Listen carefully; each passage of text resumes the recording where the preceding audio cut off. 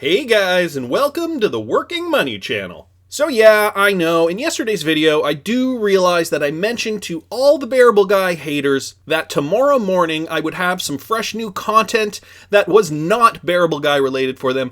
Nevertheless, last night Bearable Guy did indeed decode his riddle from about a month ago, and so I am unapologetically going to cover that now. But seriously guys, I'll probably have some more content later today. This is a Bearable Guy video. Turn it off if you don't want to hear about Bearable Guy. Anyway, I know CKJ does the streams in the evening, so he's already covered this. Nevertheless, thought I'd give my 2 cents as well in Bearable Guy's Rippled Reddit. He posts this link, and that links to his Twitter page. It was funny because he originally just posted his Twitter handle, and I don't think enough people were catching on to that. So he actually posted a link to this particular tweet, 2-14, Ripple, the community, and XRP shall persevere. Ignore the distractions of FUD and negativity. The night keeps fighting the good fight. And then he thanks CKJ and other YouTubers and everyone for all that you do. He says hi to Connie. And it links to this article here. But before I go to that article, I'm going to click on the riddle from about a month ago. I'd like to say it was about a month ago, around Christmas time. And so, I mean, this is pretty cryptic. Like 1, 2, 3. So he numbers, if you got, for those of you who cannot see, 1, 2, 3. He numbers the peaks.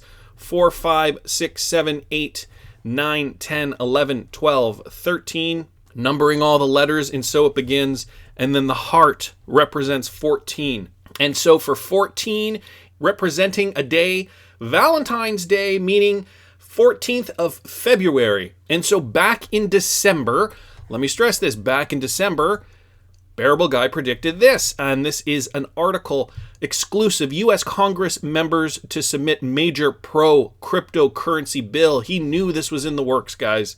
Early support coming from both parties. Not only that, he knew that the target date was going to be Valentine's Day 2019. This is a mid-size article. I feel like I should just read it for you guys. So not too long, not too short, but I'm just going to read the whole thing for you guys. In my final article of 2018, I covered what I believe to be the most powerful pro-cryptocurrency bill among all those discussed so far, the Token Taxonomy Act. By the way, guys, in the video I did yesterday, I got to give a shout out to AJ Bogan. He did indeed point me to this direction as well. Thanks so much for sending this along. It's just, sometimes I just can't get to making a video on everything all the time, but I do sincerely appreciate it when anybody, AJ, whoever, sends me information. I describe it this way because the bill would implement the one vital and important change the markets truly need for a full-on comeback, by giving tokens their proper legal classification and thus allowing U.S. citizens once again to have the freedom to fully participate in the markets. But at the time,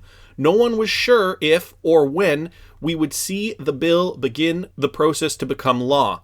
To catch everyone up on the current state of things, in the U.S., cryptocurrencies are being legally classified securities, so oversight of them goes to the Securities Exchange Commission, the SEC.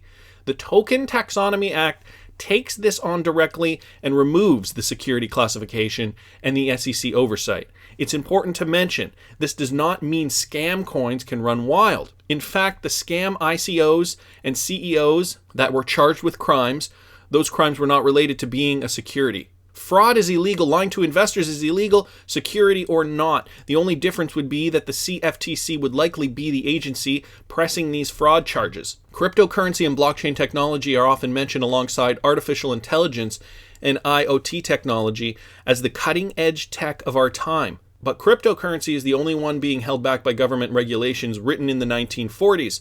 While cryptocurrencies were intended to be freely exchanged, the laws surrounding them are so outdated that they were written for the stock market at a time when stocks were traded on paper certificates. In fact, the hot new technology when these regulations were written, color TV. So what happened when new tech met old laws?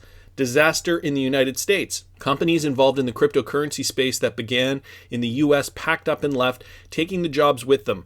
When a company leaves, no more tax revenue for the state and federal government either. No one wanted to risk building something that could be torn down the next day, even if they conducted honest, ethical business. The law meant that a company based around a cryptocurrency could still be shut down, simply for existing as an unlicensed security.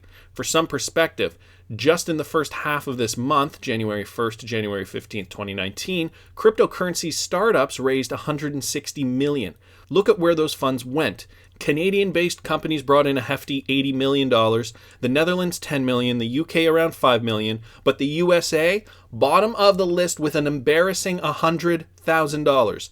Remember, that's just half of a month. Imagine a full year. That's not the only downside for the United States and its citizens. Even if a startup in the cryptocurrency space isn't located in the US, doing business with somebody in the US means they must follow US regulations as well. Not wanting to deal with it, they've ignored the country entirely. Once the birthplace of countless breakthrough technologies, the United States now finds itself being abandoned and ignored. But there's light at the end of the tunnel. I have now confirmed that the Token Taxonomy Act is on the verge of being introduced in the House, where it will soon begin the process of becoming law. The bill's original authors, Congressman Warren Davidson, Republican, Ohio, along with Darren Soto, Democrat, Florida, are working together to give it a bipartisan introduction. Speaking directly with Michael Hiles, Congressman Davidson's advisor on the issue and CEO of blockchain solutions company 10XTS, I was able to confirm a target date of February 14th, Valentine's Day, for the bill to be officially introduced.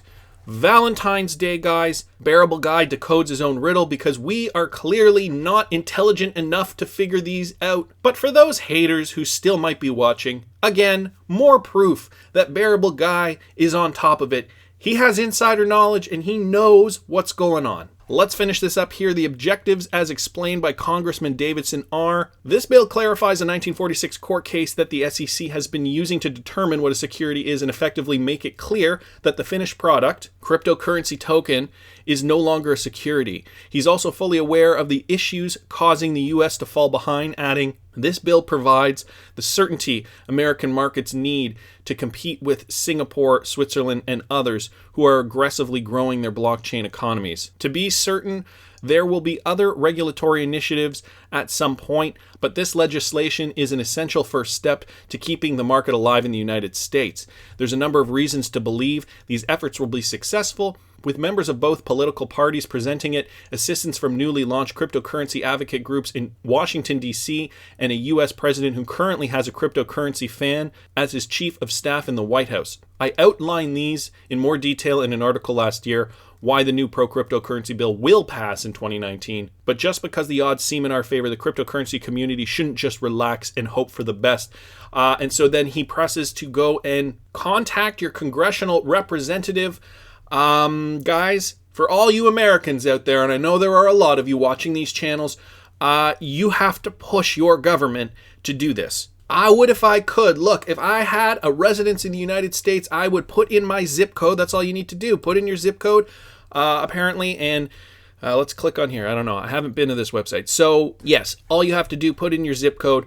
Find your rep by zip code, email them, give their office a call. Let's get this started, people, because we want XRP to find mass adoption and for those prices to start rising. But I want to hear what you guys think. Please subscribe to the channel if you haven't already. Like the video if you like the content I'm providing. I always love hearing your comments. See you in the next one, guys.